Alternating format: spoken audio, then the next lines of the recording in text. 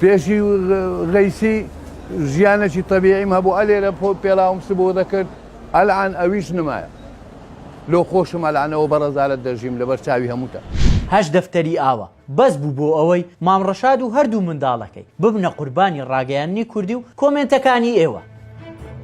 بە پێکەنینەوە کۆمنتان دەنووسی و خۆتان خاڵی دەکردەوە. ڕاگەیاندنەکانیش بۆ ئەوی سوودی زیاترتان لێ ببینن هەویرەکەیان زیاتر دەشێلە. کەستان نەتان دەزانی لە پشت ئەو کۆمنتانە چی دەگوزەرە. لەگەڵم بێ با بچینە شوێنی ڕووداوەکە.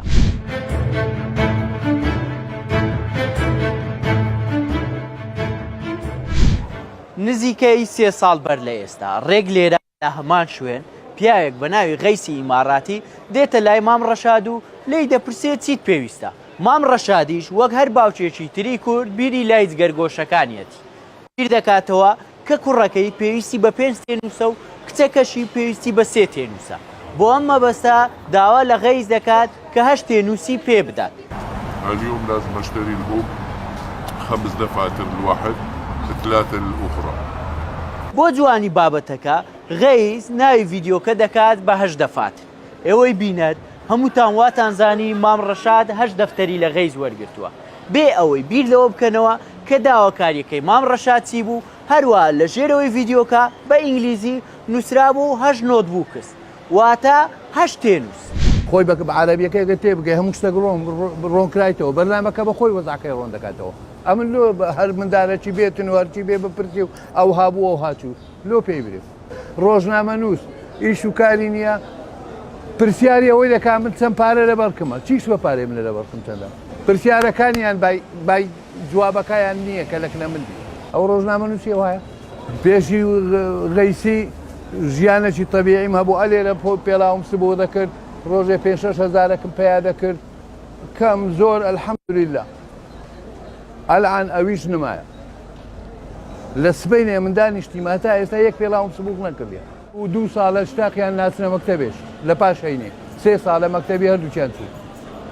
ئەوە ئومنیەتی من بۆ غەیسی ئیماراتی ویستی ڕێک بێخی ئومنیەتی من منداڵەکانم بوو ئەو بەڵێ لە منداڵەکانیدا لە مار و منداڵمیدا لۆ خۆشم ئەلعانەوە بەڕەزالت دەژیم لەبەر چاوی هەمووتە. لەبەرەوەی لە مەکتەبێ منداڵەکانی دی شەڕیان لە گەدەکردن دەیان گۆنگۆ 8 دەفتەرتانەیە لۆ هاتین لۆ دێنە مەکتەبی حکومی بڕۆنە خصوصی. ئاویشم لەگە منداڵەکان بەشەر لاگۆم کوڕم لە مارێ دانیشە مەچ.